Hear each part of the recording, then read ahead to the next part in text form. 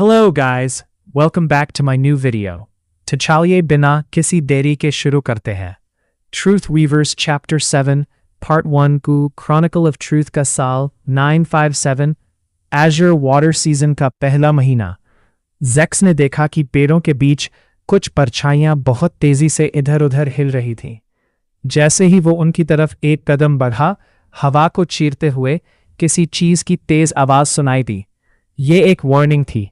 अगले ही पल एक तीर उसके पास से तेज रफ्तार से गुजरा। शायद निशाना सही नहीं लगा था, इसलिए तीर उससे चूक गया और जाकर जमीन में धंस गया। उसका सामने वाला दुश्मन अब घबरा चुका था। वो डेस्परेट होकर हमला कर रहा था। ज़ेक्स! किसी ने जोर से उसका नाम पुकारा, लेकिन ज़ेक्स ने पलटकर जवाब नहीं दिया। वो बिना रुके सीधा दौड़ने लगा। इस बार उसकी तरफ कोई और तीर नहीं आया। दौड़ते हुए उसके होंठों पर एक स्पेल अपने आप गूंज उठा। मैजिक यूज करते वक्त स्पेल बोलना उसकी आदत बन चुकी थी। अगर वो बिना स्पेल के मैजिक यूज करता तो लोगों को अजीब लगता, लेकिन सच ये था कि ज़ेक्स को मैजिक के लिए किसी स्पेल की जरूरत ही नहीं थी। उसके लिए मुश्किल और लंबे शब्दों का कोई खास मतलब नहीं था। वो लिखे हुए अक्षरों को देखकर समझ नहीं सकता था, इसलिए शब्दों के जरिए किसी चीज की कल्पना करना भी उसके लिए बहुत मुश्किल था। इस वजह से वो हमेशा एक ही तरीका अपनाता था। वो अपने अंदर अपनी रूह की गहराइयों तक पहुंचता और वहां से उस मैजिक की असली शक्ल को महसूस करता। फिर अपने मास्टर से सीखी हुई उस एहसास को बिल्कुल वैसे ही दोबारा बना देता जैसे उसने यूज पहली बार सिखाया था। यही था ज़ेक्स का असली तरीका, बिना स्पेल के भी परफेक्ट मैजिक को कंट्रोल करने का। ज़ेक्स को लंबे लंबे स्पेल या शब्दों की जंजीरों की बिल्कुल जरूरत नहीं थी। उसके लिए सिर्फ एक चीज काफी थी, अपने मास्टर की प्रेजेंस को महसूस करना, उनकी गाइडिंग मैजिक से जुड़ने का एहसास और उनकी तस्वीर को अपने मन में लाना। उसने आसपास की सारी मैजिक एनर्जी को इतनी आसानी से अपनी तरफ खींच लिया जैसे कोई धागे को हल्का सा खींच रहा हो। फिर उसने उस एनर्जी को बिल्कुल वैसे ही आगे फेंका जैसे कोई छोटा सा पत्थर उछलता है।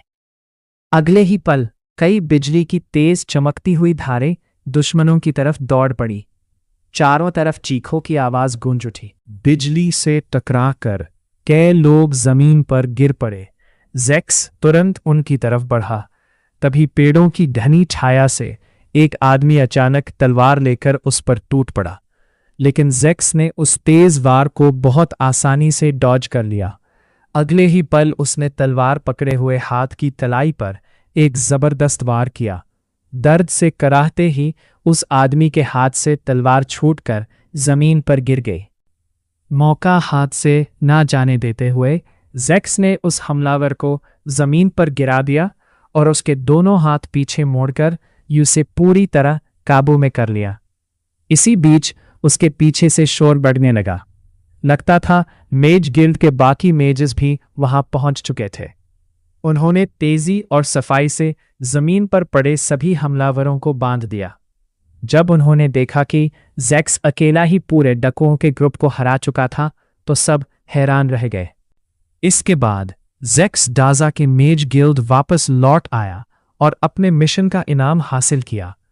यूज लगा था कि आसपास के इलाके में दिखाई देने वाले डाकुओं के इस ग्रुप को खत्म करने में काफी वक्त लगेगा, खासकर इसलिए क्योंकि उसने सुना था कि उनके साथ कुछ मेजेस भी मौजूद है। लेकिन जब उसका सामना उनसे हुआ तो वो उसकी उम्मीद से कहीं ज्यादा कमजोर निकले। पूरा मिशन बहुत जल्दी और बिना किसी खास मुश्किल के खत्म हो गया। Good job. मिशन पर साथ आए कुछ मेजेस ने यूज आवाज लगाई। ज़ेक्स ने बस हल्का सा हाथ उठाकर उनकी तारीफ का जवाब दिया और बिना रुके बाहर की तरफ चल पड़ा। हे ज़ेक्स, हम सब खाना खाने जा रहे हैं, तुम भी चलोगे? जैसे ही ज़ेक्स सीधा दरवाजे की तरफ बढ़ने लगा, एक मेज उसके पास पहुंचने के लिए बाकी सब के बीच से रास्ता बनाता हुआ आया। वो था जेसी। जेसी गिल्ड का 7वें साल का एक काफी टैलेंटेड मेज था। उम्र में जवान होने के बावजूद उसकी स्किल्स सबको इम्प्रेस करती थी। जब से 1 साल पहले सिर्फ 16 साल की उम्र में जैक्स मैग गिल्ड में शामिल हुआ था, तब से जैसी उसका ख्याल रखता आ रहा था। लियोन का अप्रेंटिस बने हुए अब 5 साल बीत चुके थे। इस दौरान वो कमजोर और अपनी उम्र से भी छोटा दिखने वाला लड़का काफी बदल चुका था। अब उसकी हाइट काफी बढ़ गई थी और उसका शरीर भी पहले से ज्यादा मजबूत हो चुका था। बचपन में सबसे पहले लोगों का ध्यान उसकी तेज और गहरी आंखों पर जाता था, लेकिन वक्त के साथ उसके नेचुरली हैंडसम चेहरे की खूबसूरती भी और ज्यादा उभर कर सामने आने लगी। हाँ, उसकी वो तीखी नजर आज भी बिल्कुल वैसे ही थी।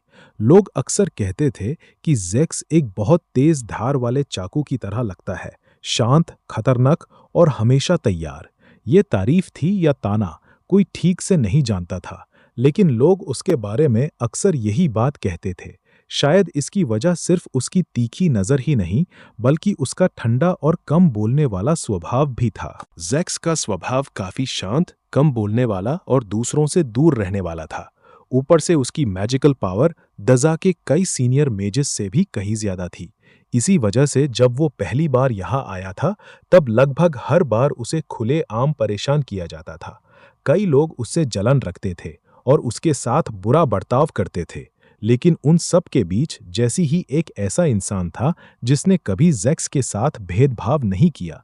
वो हमेशा उसके साथ दोस्ती और इज्जत से पेश आया। नहीं, मैं घर जा रहा हूँ, जैक्स ने शांत आवाज में जवाब दिया। घर? लिल्ले? अगर तुम अब निकलोगे तो वहां पहुंचते पहुंचते आधी रात हो जाएगी। जैक्स ने बस कंधे उछा दिए, जैसे उससे इस बात से कोई फर्क ही ना पड़ता हो। जैसी फिर बोला, एक रात यही रुक जाओ ना, यहाँ हमेशा 1-2 खाली बेड मिल ही जाते हैं। और सच कहूं तो तुम हमेशा के लिए यहीं शिफ्ट क्यों नहीं हो जाते? हर मिशन के लिए इतनी दूर से आना जाना काफी मुश्किल होता होगा।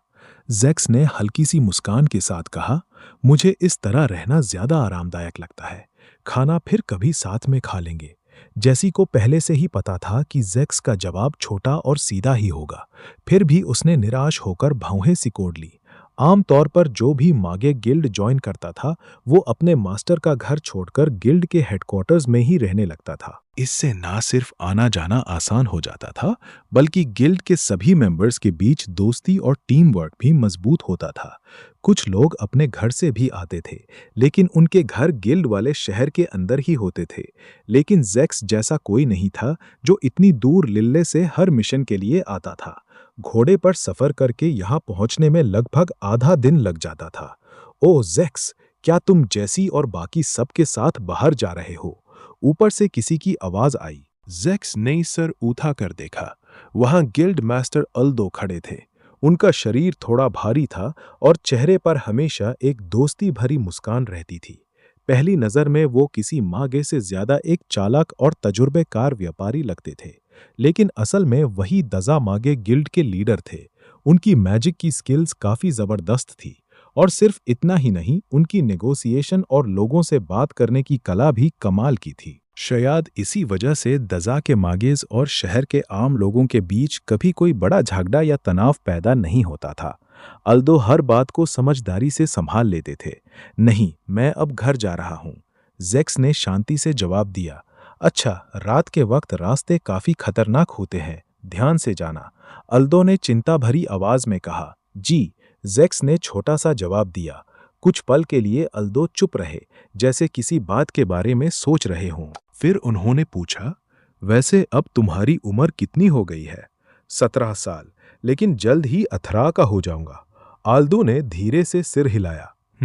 अच्छा, क्या तुम्हारे मास्टर वार्डन ने तुमसे किसी खास बात का जिक्र किया है? जैक्स ने हल्की सी हैरानी के साथ उनकी तरफ देखा। किस बात का? जैक्स ने बाहें सिकोड़ ली। यूं समझ ही नहीं आया कि गिल्ड मास्टर उस तरह गहरी नजर से उसकी तरफ क्यों देख रहे थे। उसके दिमाग में एक पल के लिए ख्याल आया कि शायद उसके मास्टर वार्डन और गिल्ड मास्टर के बीच कोई बात या कोई डील चल रही हो, लेकिन यह सोचना भी अजीब लग रहा था। एक तरफ उसके मास्टर वार्डन थे, जो जैक्स के गिल्ड ज्वाइन करने के बाद तो लगभग कभी गिल्ड आते ही नहीं थे और हमेशा बेफिक्र रहते थे। दूसरी तरफ गिल्ड मास्टर अल्दो दे, जो मेहनती और हर काम को जिम्मेदारी से करने वाले इंसान थे। दोनों के बीच ऐसी कौन सी बात हो सकती थी जो उन्हें एक साथ जोड़ती?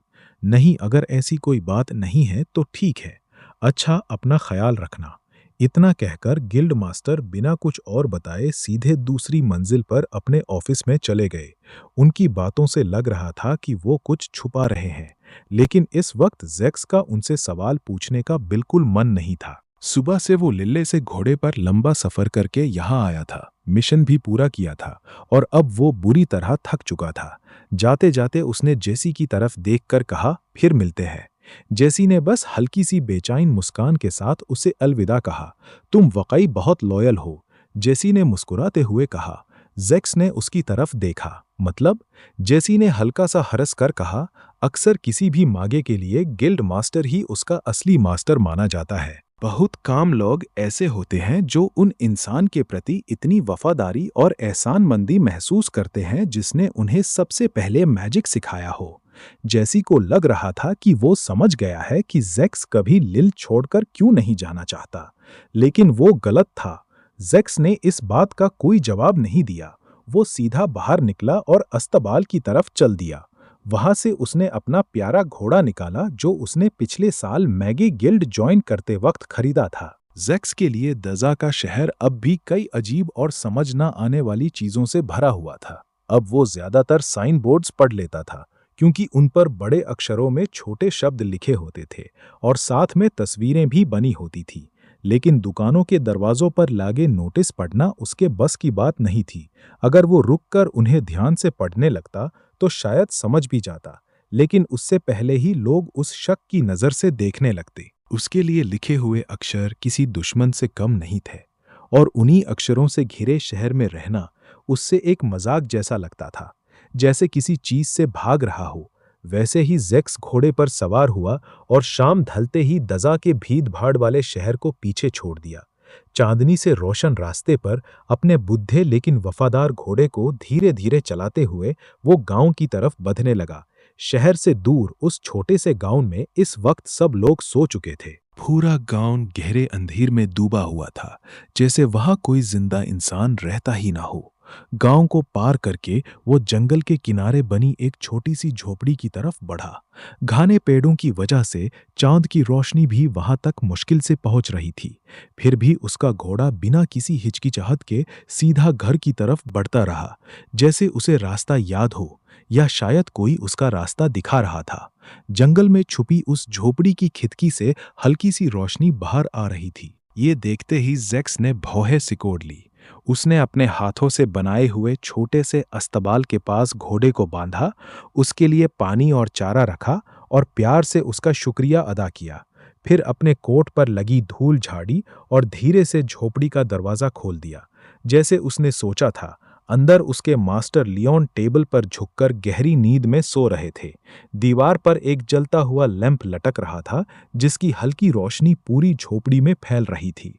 जैक्स ने धीरे से एक लंबी सांस भरी। उसने अपने बाग से आज की मिशन की कमाई निकाली और साथ ही वो सामान भी जो लियोन ने खरीदने के लिए कहा था।